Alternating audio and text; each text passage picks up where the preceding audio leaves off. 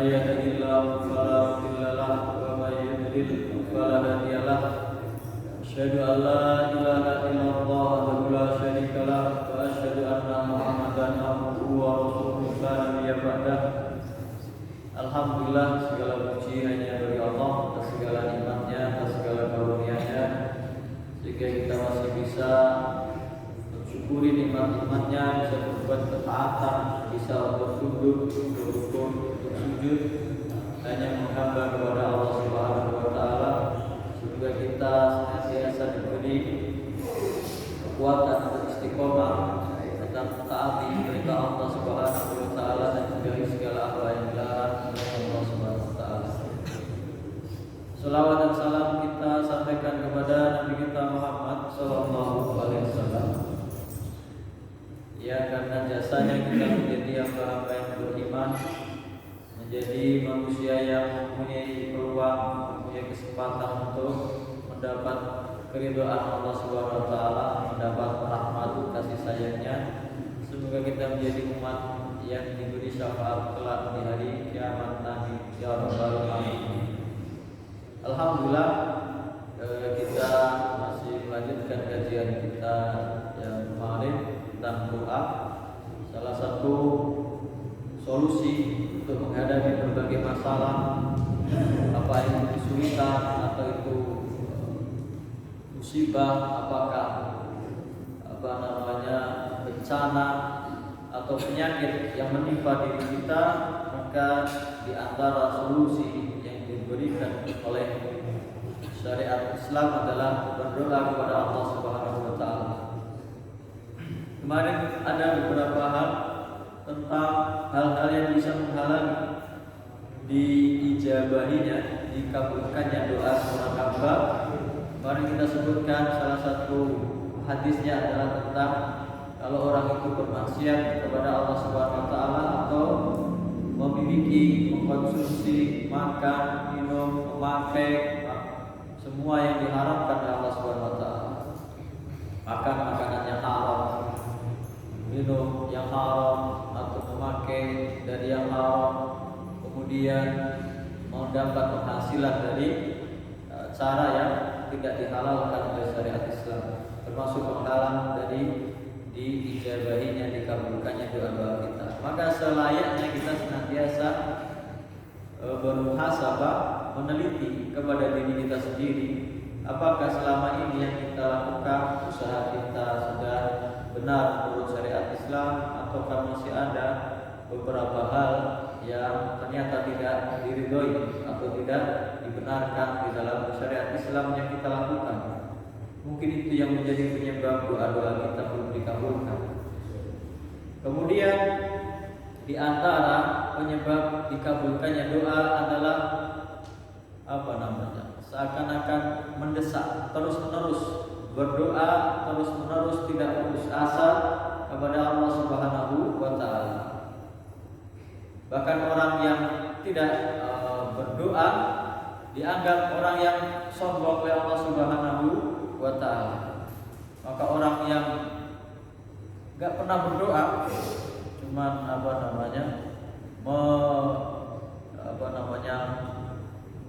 melakukan ibadah saja, maka dianggap dia tidak mentaati Allah Subhanahu Wa Taala. Sedangkan para malaikat, orang-orang yang beriman, senantiasa berdoa kepada Allah Subhanahu Wa Taala. Dalam surat Ghafir, surat Al-Mu'min ayat 60 disebutkan ketika Allah Subhanahu Wa Taala menjanjikan wa qala rabbukum astajib, dan Allah Subhanahu Wa Taala berfirman, berkata Tuhanmu, ud'uni astajib lakum. Berdoalah, mintalah kalian kepadaku. Mintanya kepada Allah, bukan kepada selain. Mintanya langsung kepada Allah. Walaupun doa dengan perantara amal soleh, tawasul dengan perbuatan yang baik, nanti termasuk hal yang dibolehkan. Tapi yang lebih utama berdoa kepada Allah Subhanahu Wa Taala langsung. Astajib lakum, aku akan mengabulkan doa-doa kalian. Lalu disebutkan orang yang tidak mau berdoa. Innal ladzina yastakbiruna an ibadati sayadkhuluna jahannama dakhirin. Sesungguhnya orang-orang yang menyombongkan diri dari beribadah kepada Allah, di antara ibadah, bahkan ada yang mengatakan doa itu mukhul ibadah, saripatinya ibadah. Barang siapa yang tidak mau berdoa berarti meninggalkan ibadah. Sesungguhnya orang-orang yang menyombongkan diri, merasa cukup, tidak mau berdoa kepada Allah, tidak mau beribadah kepada Allah Subhanahu wa taala, maka kelak mereka akan masuk ke neraka jahanam dalam keadaan terhina. Pada hakikatnya semua ibadah kita isinya ibadah karena kita mengharapkan pahala dari Allah Subhanahu wa taala, diselamatkan dari neraka, dimasukkan di dalam surganya. Salat kita justru banyak di antara doa-doanya kalau kita pahami adalah ibadah. Doa juga. Ihdinas siratal mustaqim, ya Allah tunjukkanlah kami jalan yang lurus. Iyyaka na'budu wa iyyaka nasta'in, hanya kepadamu ya Allah kami menyembah dan kepadamu kami meminta pertolongan. Rabbi firli warhamni, ya Allah ampunilah aku, rahmatilah aku. Semua isinya doa. Berarti orang yang tidak berdoa bisa disamakan dengan orang yang tidak menjalankan ibadah kepada Allah Subhanahu wa taala, dianggap sebagai orang-orang sombong, orang-orang yang membanggakan dirinya, merasa tidak butuh kepada Allah Subhanahu wa taala. Kalau di dalam hadis disebutkan, hadis dari Abu Hurairah radhiyallahu anhu qala Rasulullah sallallahu alaihi wasallam, man lam yas'alillaha yaghdab alaihi. Barang siapa yang tidak mau berdoa, tidak mau minta kepada Allah, tidak mau ibadah, tidak mau berdoa, maka Allah yaghdab alaihi, Allah murka kepadanya. Semua amal perbuatan kita itu menjadi penyebab kebahagiaan kita di dunia, di akhirat, atau kesengsaraan kita di dunia dan akhirat. Ada hukum sebab akibat. Usaha kita berdoa termasuk adalah sebab kebaikan, menyebabkan seseorang itu mendapat kasih sayang dari Allah Subhanahu wa taala. Dalam hadis yang lain dari hadis Anas dari Nabi Muhammad SAW, la ta'jizu fid doa, jangan kalian lemah, tidak mau berdoa. Fa innahu la yuhliku ma'du'a ahad, enggak ada yang celaka gara-gara dia berdoa. Semuanya minta kepada Allah. Allah sudah berjanji, Allah Subhanahu wa taala berjanji, ud'uuni astajib. Berdoalah kalian kepadaku, niscaya pasti kamu kabulkan. Tapi bagaimana dikabulkannya? Nanti dalam ayat yang lain. Lalu dianjurkan untuk mulihina, ilhah itu apa, minta terus-menerus, mendesak. Doa kepada Allah jangan sungkan-sungkan, jangan pelit-pelit. Mintalah segala bentuk permintaan, bahkan hal yang sepele, minta kepada Allah Subhanahu wa taala. Nabi Muhammad SAW bersabda, innallaha yuhibbul mulihina fid du'a. Sesungguhnya Allah Subhanahu wa taala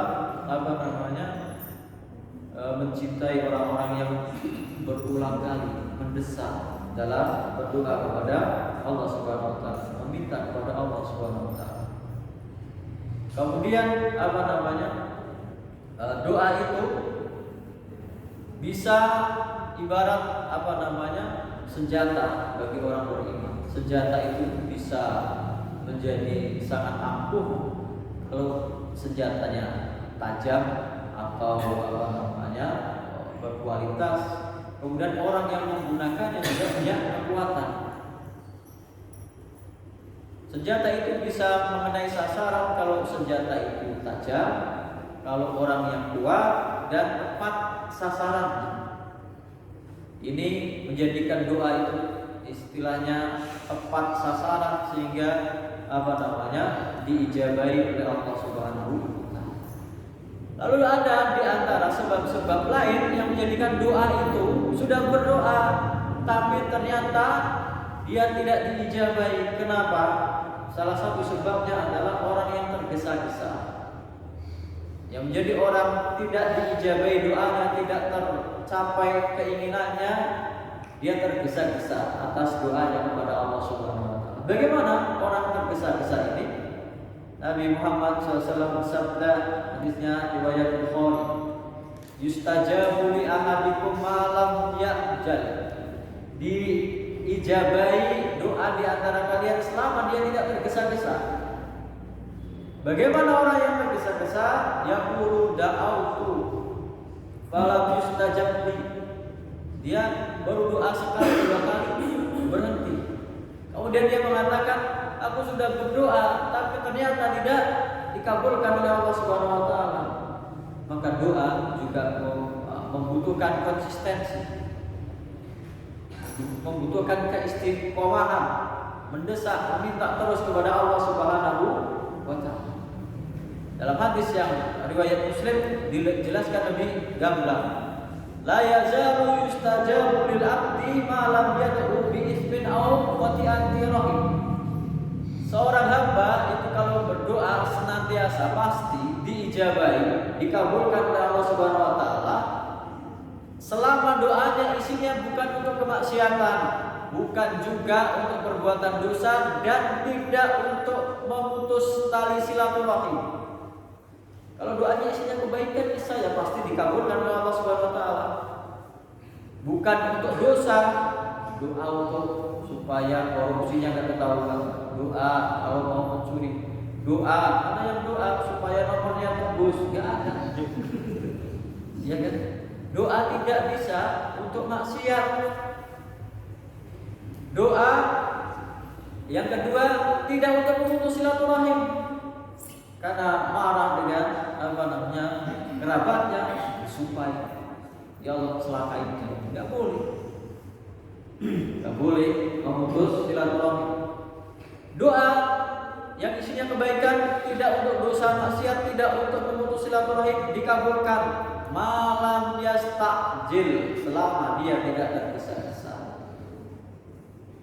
Lalu ada para sahabat yang bertanya, "Ila ya Rasulullah, ma wa mal istijab?" Ya Rasulullah, bagaimana orang yang bisa tergesa-gesa doa? Ternyata doa juga perlu kesabaran. Nabi Muhammad SAW bersabda, "Yaqulu qad da'autu, aku sudah berdoa, baru sekali, baru dua kali sudah berdoa.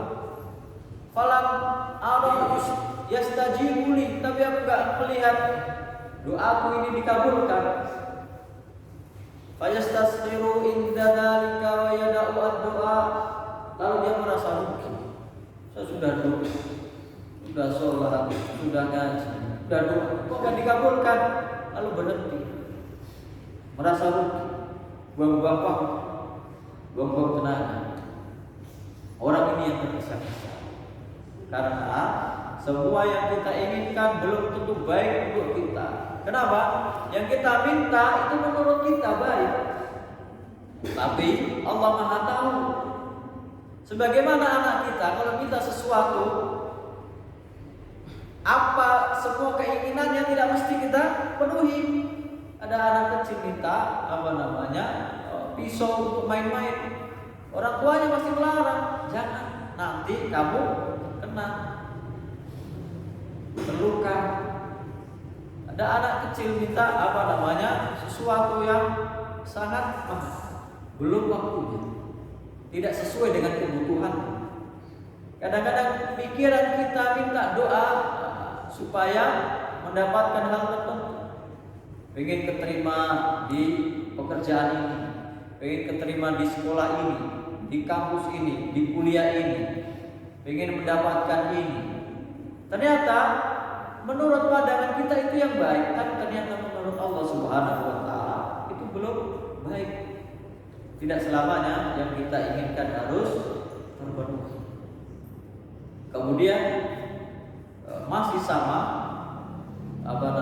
hadis seperti itu, hadis riwayat Ahmad, la yazalu al-abdu bi khairin ma lam yasta'jil. Senantiasa seorang hamba itu dalam kebaikan selama dia tidak terburu-buru. Qalu ya Rasulullah kaifa yasta'jil? Ya Rasulullah, bagaimana dia terburu-buru? Maka Nabi Muhammad SAW menjawab, yaqulu qad da'awtu rabbi falam yastajib li. Aku sudah berdoa kepada Allah, kepada Tuhanku, tapi aku belum dikabulkan. dia berarti berdoa mengikuti hawa nafsunya sendiri. Seakan-akan dia lebih tahu dari Allah Subhanahu wa taala atas kebutuhannya, atas apa yang sesuai dengan kemampuan dirinya. Nah, lalu doa itu yang tadi, kalau dia ibarat senjata yang tajam, yang bagus, kualitasnya bagus, orangnya kuat, bisa menggunakan senjata itu dengan baik, mahir, kemudian tepat sasarannya. Senjata kalaupun bagus, orangnya kuat, bisa menggunakannya, tapi tidak kena sasaran, ibaratnya melenceng dari apa yang dia minta atau yang dia tuju. Maka ada beberapa hal, salah satunya adalah ada waktu, ada tempat di mana doa-doa itu diijabahi oleh Allah Subhanahu wa taala. Ada waktu-waktu istimewa yang ketika kita berdoa peluang untuk dikabulkannya sangat besar. Nah, ada yang menghitungnya 6, ada yang lebih. Yang pertama adalah 1/3 malam terakhir. Kita diiringi, kalaupun diiringi dengan sholat sunnah, sholat tahajud, lalu berdoa kepada Allah Subhanahu wa taala. Kalau ini dalilnya dalam hadis juga banyak, dalam Al-Quran juga ada. Di dalam surat Al-Isra ayat 79, wa minal laili fatahajjat bihi nafilatan lak, di antara sebagian malam tahajud. Dulu tahajud sebelum ada sholat 5 waktu menjadi sholat yang wajib bagi Nabi Muhammad SAW. Maka ada turun surat ya ayyuhal muzammil qumil laila illa qalila. Wahai orang yang berselimut, bangunlah di malam hari ketika tinggal sedikit, sepertiga malam atau kurang atau lebih. Karena zaman dahulu belum ada jam menunjuk waktu, hanya kira-kira sepertiga malam. Maka dulunya wajib bagi Nabi Muhammad SAW, tapi setelah sholat 5 waktu ini nafilatul lak, sebagai ibadah tambahan sunnah bagi engkau, dan perintah kepada Nabi, perintah kepada umatnya sebagai tambahan ibadah. Asa ayyab'atsaka rabbuka maqaman mahmuda. Semoga Allah Subhanahu wa taala membangkitkan engkau dengan kedudukan yang tinggi, kedudukan yang terpuji, kedudukan yang mulia di sisi Allah Subhanahu wa taala. Maka ini nanti berkaitannya, ada waktu yang mustajab juga di antara dua adzan, antara adzan dan iqamah. Maka ketika selesai adzan, kita yang mendengarkan disunahkan membaca doa. Doanya salah satunya ini, memintakan maqam mahmudah kepada Nabi Muhammad SAW.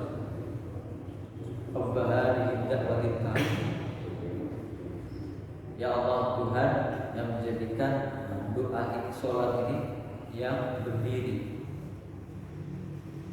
Semoga hati Muhammad dan wasilah, berikanlah kepada Nabi Muhammad ini wasilah kedudukan yang tinggi.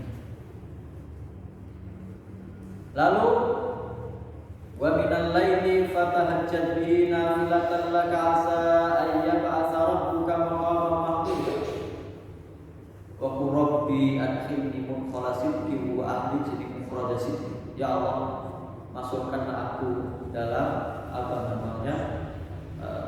masuk orang-orang yang baik dan jujur, dan keluarkan aku dengan jalan keluar yang baik dan jujur. Waj'alni min ladunka sultanan nasira, dan jadikanlah bagiku kekuatan penolong dari ya Allah SWT.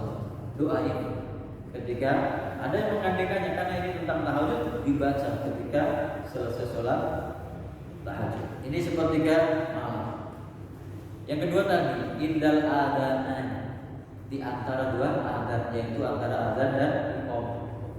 Memperbanyak berdoa, memperbanyak berzikir, tasbih, mengingat Allah Subhanahu wa taala. pertama, ya Allah, Tuhan yang menjadikan doa ini, sholat ini dengan berdiri, ati Muhammadan wasilatan wal fadilah wa ba'asul maqama mahmudan. Bagaimana Nabi Muhammad itu mendapat maqam mahmud allati wa'ata, yang kau janjikan, ya Allah. Nah, antara dua adab, antara adab dan iqamah, wa adbarus sholawat al-maktubat, boleh berdoa selepas sholat wajib. Sholat sunnah juga boleh, berdoa setelah sholat wajib juga. Artinya setelah sholat itu memperbanyak berzikir. Zikir itu kan isinya juga doa, meminta kepada Allah Subhanahu wa ta'ala untuk segala kebaikan. Kemudian wa inda suhudil imam yaumal jum'ah alal mimbar hatta tabdiya sholat. Ketika imam naik mimbar ketika mau khutbah, nah itu diantara doa diijabahi oleh Allah Subhanahu wa ta'ala, waktu yang istimewa di hari Jumat. Masih di hari Jumat ada waktu istimewa lagi, wa akhiru sa'atin ba'dal asri min dzalikal yaum. Setelah sholat asar hari Jumat menjelang maghrib atau habis asar sampai menjelang maghrib itu adalah waktu diijabahinya doa di hari Jumat, waktu istimewa. Maka bagi orang yang membiasakan baca wirid zikir pagi dan petang akan mendapati waktu yang istimewa. Zikir pagi dan petang itu kan afdolnya kalau di pagi hari setelah sholat subuh, kalau di sore hari setelah sholat asar, walaupun boleh setelah maghrib dulu, tapi utamanya di waktu-waktu tersebut. Kemudian berdoa dengan yang kemarin kita bahas, dengan khusyuk, kehadiran hatinya, mengkonsentrasikan pikiran dan hatinya terhadap apa yang dia minta kepada Allah Subhanahu wa ta'ala, dan diusahakan menghadap kiblat. Lalu ada tempat-tempat yang istimewa untuk berdoa, seperti ketika di di tempat ibadah, di masjid, atau kalau bisa di tempat yang diistimewakan, di Masjidil Haram, di Masjid Nabawi, di Raudhah dan lain sebagainya. Kemudian berdoa tadi dengan hati dan merasa butuh, merasa hina, merasa rendah, merendahkan diri di hadapan Allah Subhanahu wa ta'ala. Menundukkan diri sepenuh hati kepada Allah Subhanahu wa ta'ala.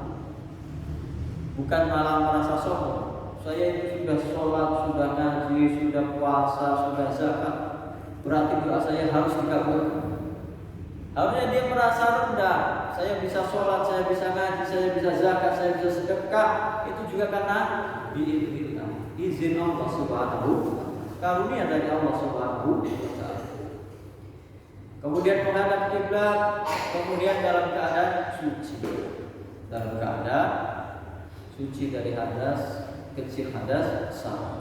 Walaupun dalam keadaan tertentu, dalam keadaan terdesak, boleh berdoa di mana saja, bahkan dengan bahasa apa saja yang dia bisa, dan dalam keadaan apa saja, walaupun tidak bersuci. Tapi kalau bisa mengatur, bisa mengkondisikan, maka lebih baik dalam keadaan suci, bersih, menghadap Allah Subhanahu wa ta'ala.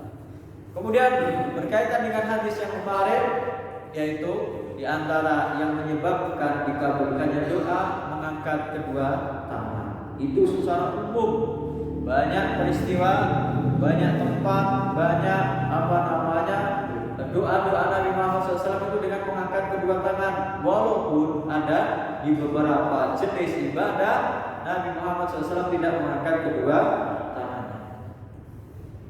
Itu mengangkat kedua tangan termasuk menyebabkan doa diijabahi oleh Allah Subhanahu wa ta'ala.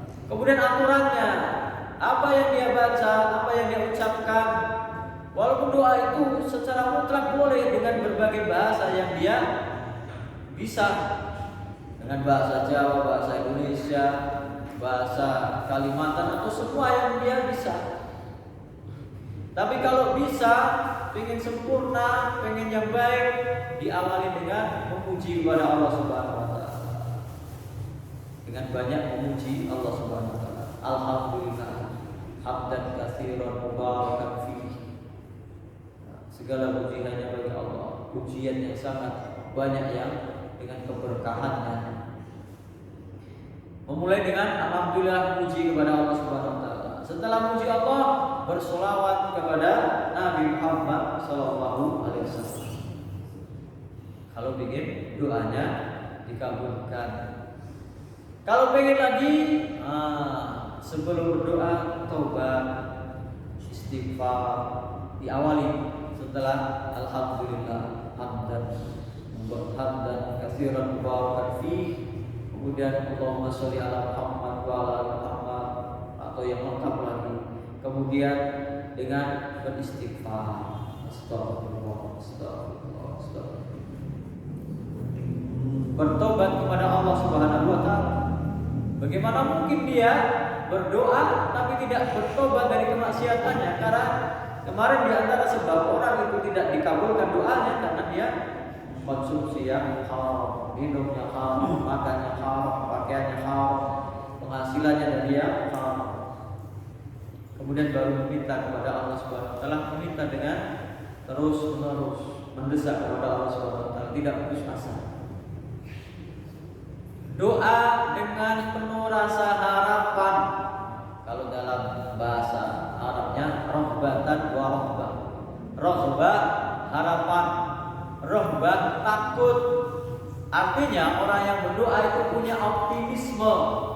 Saya sudah berdoa, saya sudah ikhlaskan niat, saya sudah berusaha, saya sudah memenuhi semua yang dianjurkan, saya sudah bertobat, saya minta, saya serahkan semua keputusannya kepada Allah Subhanahu wa taala. Itu berarti dia punya optimis, semoga Allah mengabulkan doa. Lalu rohbatan takut, jangan-jangan doa saya belum sempurna. Jangan-jangan masih ada harta haram yang nempel di harta saya. Jangan-jangan ada perbuatan saya yang belum diridhoi oleh orang tua saya. Jangan-jangan ada orang yang masih saya zalimi, yang saya belum minta maaf, belum minta keridhaan. Nah, ini dalam berdoa. Kemudian diiringi dengan Asmaul Husna, ditawasul dengan Asmaul Husna. Kalau ingin rezeki disebut nama Allah sang pemberi rezeki, ya Razzaq, ya Fattah, ya wahai yang memberi rezeki, wahai yang membuka pintu-pintu rezeki.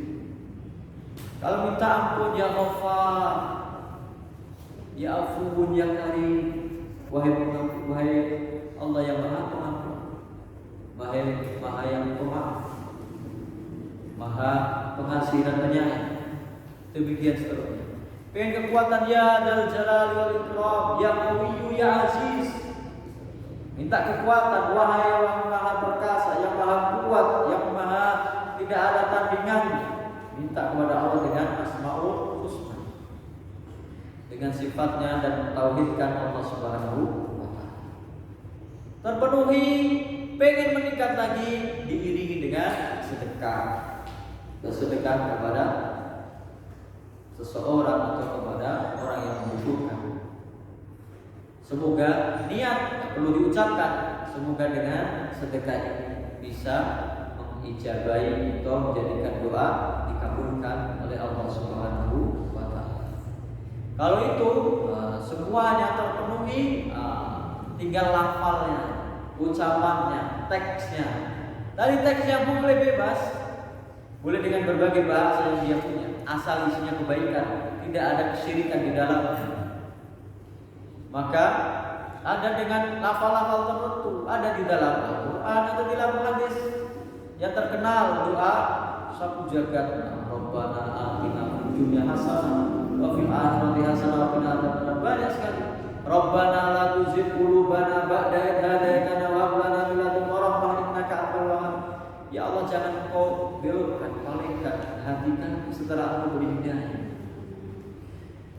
dan karuniakan kepada kami rahmat kasih sayang.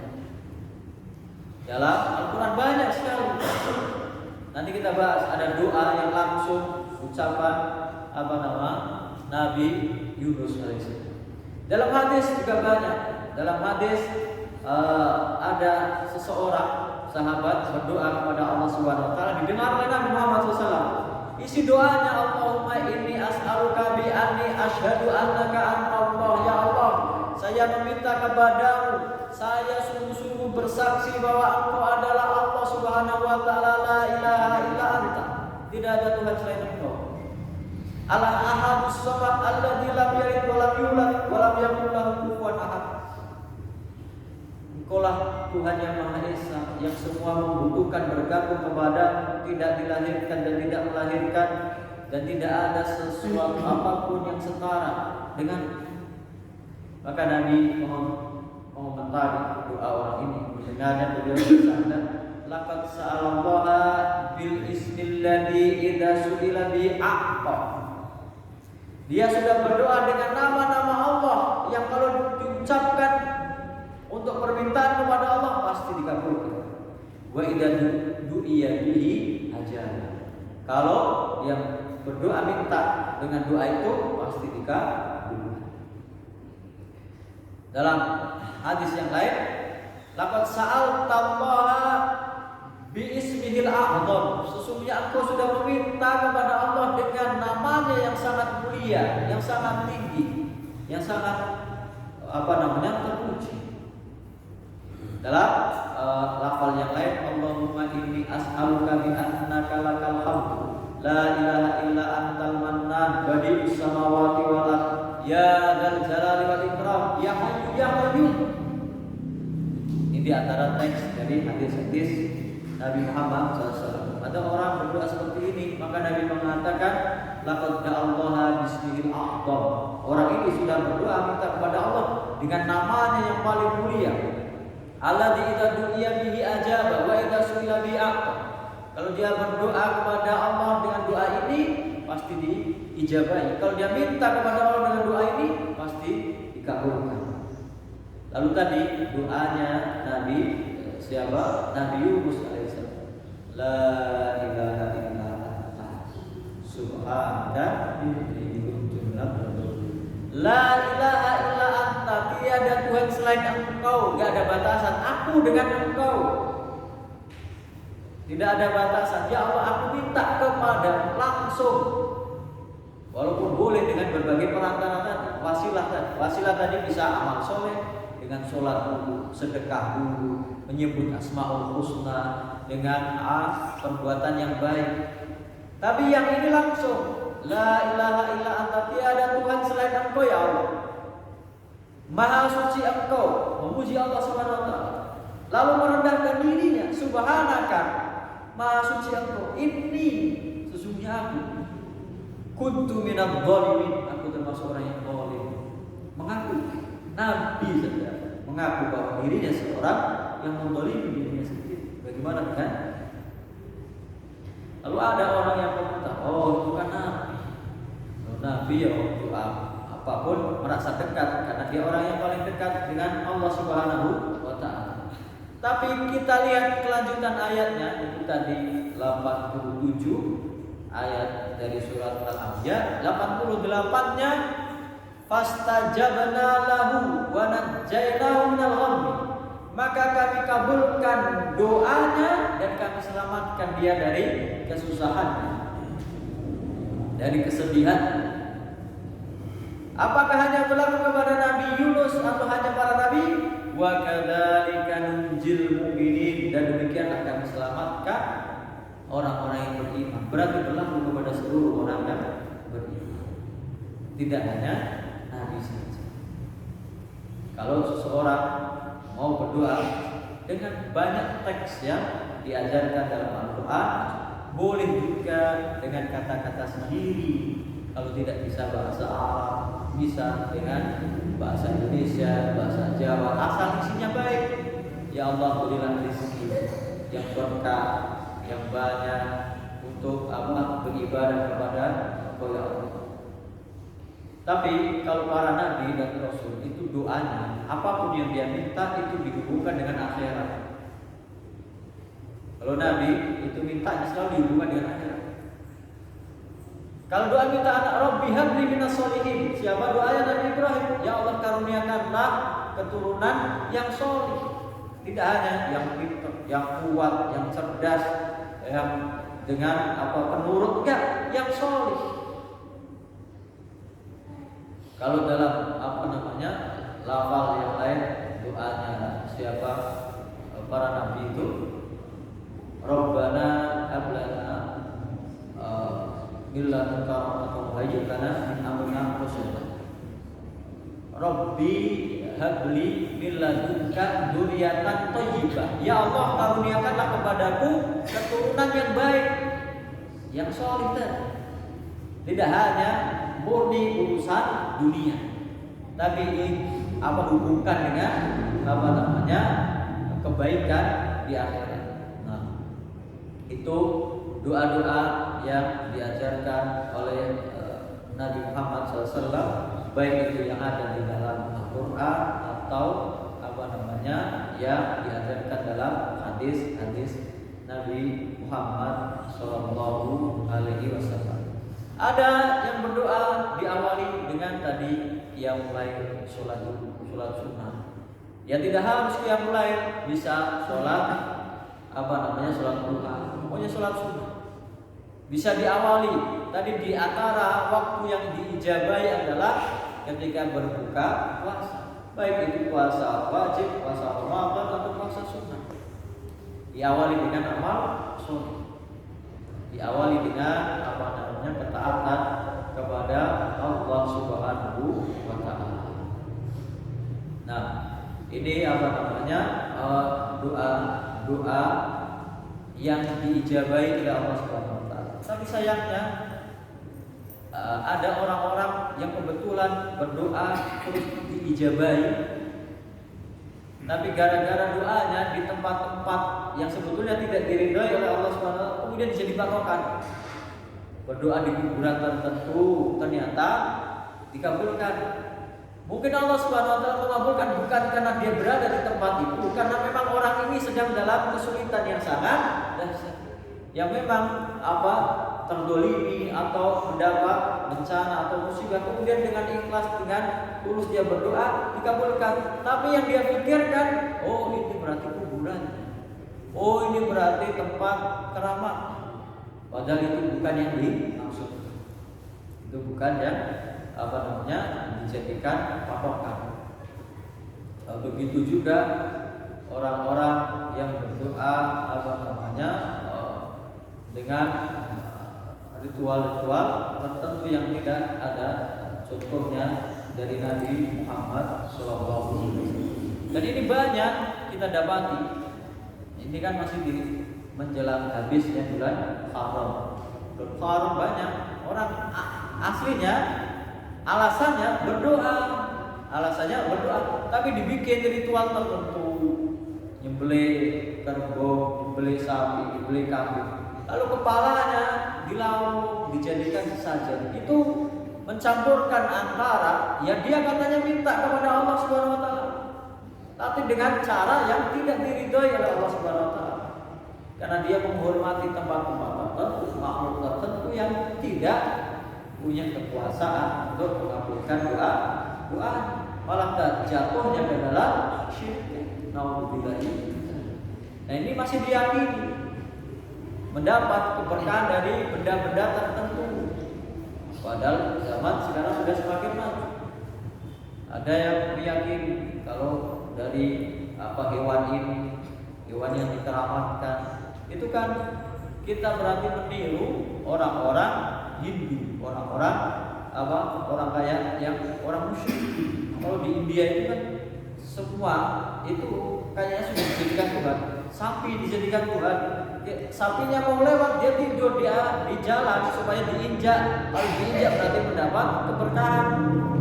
Bahkan kotorannya, kencingnya buat mandi, buat cuci muka. Ada lagi, tidak hanya sapi, ternyata ada kera juga disembah, ada tikus juga disembah, diberi persembahan kepada hewan